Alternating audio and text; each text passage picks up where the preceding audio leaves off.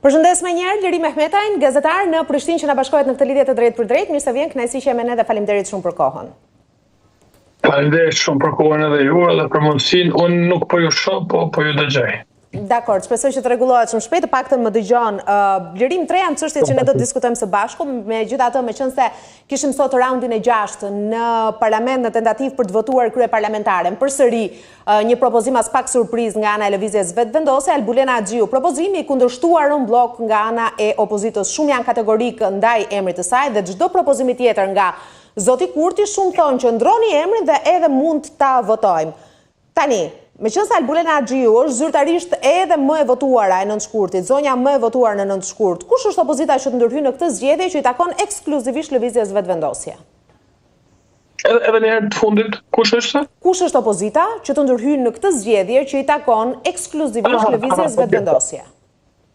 Okej, atëherë me një vendim të gjykatës kushtetuese, moti ko më parë, 2014, kur veç kem pas një blokad të tillë, kur partia parë duke si ka votat. Gjykata kushtetuese pa të vendosur që me Kushtetutën e Kosovës, partia fituese, partia që del e para, e ka të drejtën ekskluzive që të propozoj kandidatin për kryetar të kuvendit. Por me këtë të drejtë nuk vjen edhe obligimi që opozita ta votoj atë kandidaturë. Kjo nuk kupton se duhet një kandidat i cili, nëse dëshiron edhe votën e opozitës, duhet të kënaq apetitet edhe preferencat edhe të tyre. Përndryshe, nëse i ke votat, pastaj e hedh në propozim, e voton. Kështu që për kujtim, vetëvendosje asnjëherë, në asnjë rrethon, kur nuk e ka votuar një kandidat të propozuar për kryetar parlamentit që ka ardhur nga parti tjera. Kështu që kjo në vetvete dhe moralisht është e padrejtë të kërkohet prej tyre. E dyta, opozita nuk po e bllokon procesi, sepse opozita po e njeh të drejtën kushtetuese të vetëvendosjes për ta propozuar kandidatin.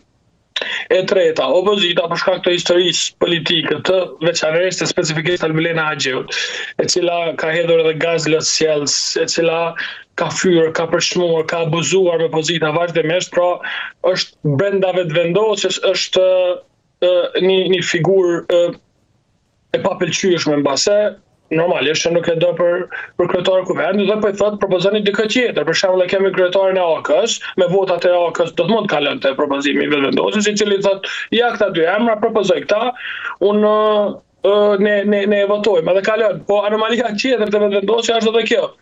Për shembull, thonë që i kemi votat për qeverinë, mirë po s'po ka votat për kryeparlamentarin. Kjo nuk ka kuptim sepse saktësisht duhen vota një, 61 vota duhen për qeverinë, 61 vota duhen për kryeparlamentarin e Kosovës. Rrjedhimisht nëse i keni votat, atëherë ju me qëllim s'po e votoni kandidatin e juaj. Po të gjitha janë të parëndësishme, sepse e rëndësishme është kjo edhe tashmë janë bërë të lexueshëm, kanë qenë deklarata të 2-3 ditëve më njëherë pas zgjedhjeve, në momentin kur është kuptuar se vetëvendosja nuk e ka shumicën që ta bëjë vetë me qeverinë e re dhe sesionet e reja, atëherë opsioni do të jetë zvarritja.